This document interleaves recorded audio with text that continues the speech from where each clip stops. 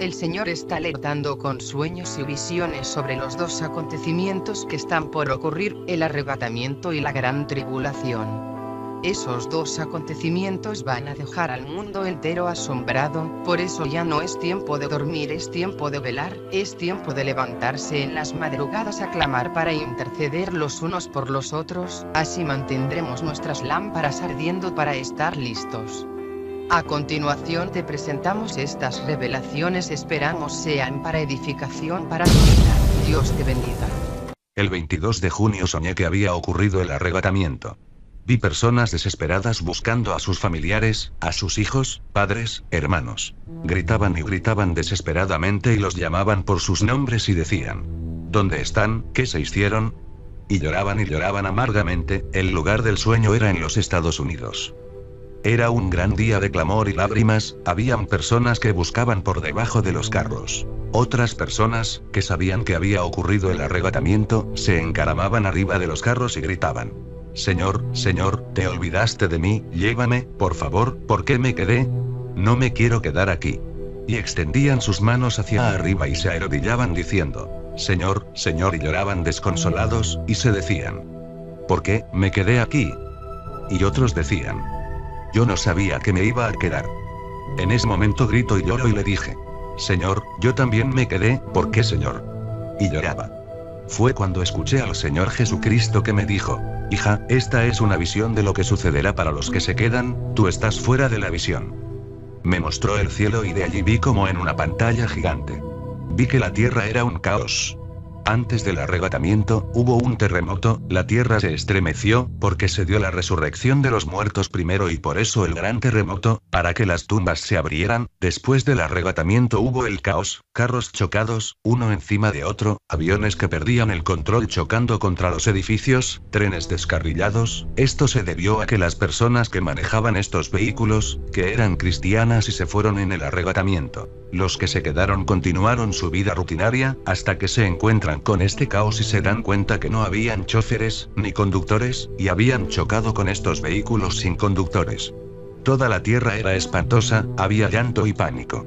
Me di cuenta que ese día había un sol radiante y cuando sucedió el arrebatamiento el día cambió, era como que había sol, pero que una densa neblina lo cubría. Y parecía que las personas que se quedaron no se dieron cuenta del cambio, ellos solo buscando a los suyos, a los que se fueron con el Señor. Había gran llanto y angustia. En otra escena, veo a los cristianos que se habían quedado y empezaron a escapar, ya había pasado cierto tiempo, algunos días tal vez.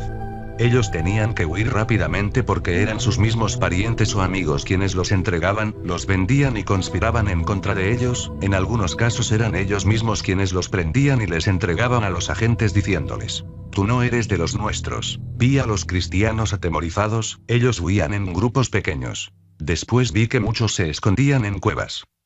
Allí dentro hablaban bien bajito, como susurrando para que no los escucharan y ni los encontraran, pero de repente, aparecían de la nada unos demonios y cuando estos se percataban que habían cristianos escondiéndose, automáticamente informaban a los agentes del anticristo, no sé cómo. La siguiente escena fue en calle, los agentes habían tomado a un cristiano, y ni bien lo agarraron comenzaron a castigarlo severamente en plena vía pública. Me llamó la atención que las demás personas que transitaban en el lugar ni siquiera lo miraban, ni tampoco se preocupaban por lo que estaba sucediendo, solo continuaban su camino sin brindar ningún tipo de ayuda, en total indiferencia. Esta persona era un hombre y los agentes eran una mujer y un hombre. Lo castigaban sin piedad, hiriéndolos hasta derramar sangre en plena vía pública. Me llamó también la atención que el traje de los agentes del anticristo no se ensuciaba con la sangre del cristiano, eran de algún material especial. Sus uniformes eran de un color gris, como el plomo, opaco. De ese mismo color eran las gorras que usaban y sus zapatos eran negros. Cuando castigaban a los cristianos no los tocaban, usaban una suerte de ganchos o varas para castigarles.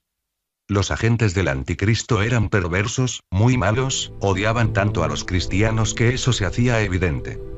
Cuando atrapaban a algún cristiano, los castigaban, los encadenaban y los apresaban. Ninguna persona podía tocar físicamente a los cristianos, ni los agentes ni tampoco las personas civiles.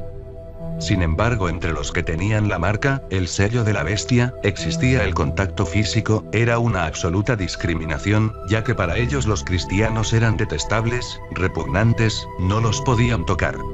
La siguiente escena que vi, era en la cárcel, que más bien parecía una gran fortaleza. Estaba muy bien equipada y custodiada con la más alta tecnología y de extrema seguridad.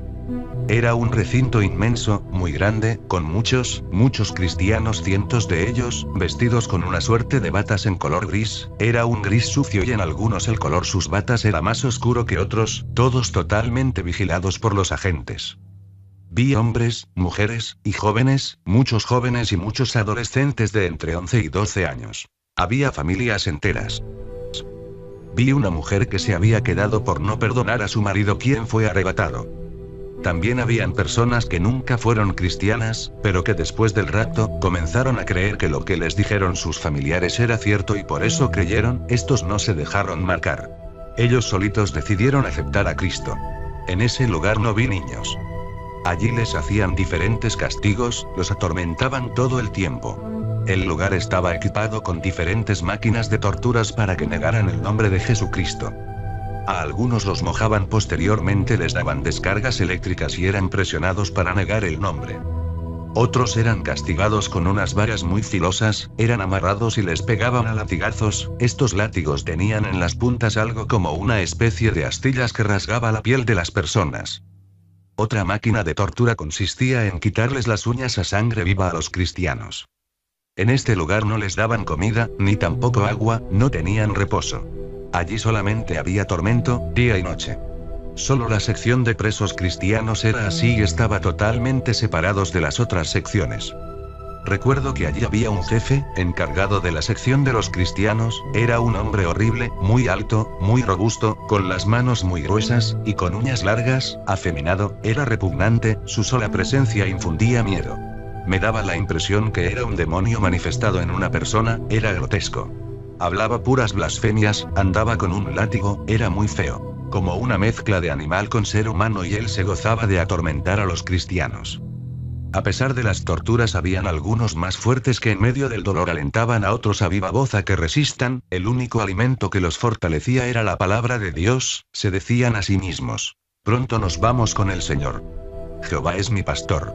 Todo lo puedo en Cristo que me fortalece. Era su único medio de resistencia, los versículos, llenaban sus mentes y sus corazones con versículos para poder resistir, algunos cantaban y alababan, lo que encendía la ira en los agentes del anticristo, pero los cristianos sabían que el morir era ganancia, sabían que la única salida era la muerte y bloqueaban sus pensamientos con la palabra, parecían robots repitiendo lo mismo, algunos apenas hablaban pero estaban allí dispuestos a morir por Jesucristo y negarse a aceptar la marca. En esta sección, había un salón pequeño, donde eran aún más atormentados, y eran obligados a negar a Cristo, a su fe cristiana. Entonces vi a una persona que ya no pudo soportar el dolor, y al final negó a Cristo, era un hombre de edad adulta. Cuando lo hizo le hicieron firmar un documento, entonces aquel agente horrible le dijo, «Buena elección has hecho». Luego lo llevaban y lo marcaban.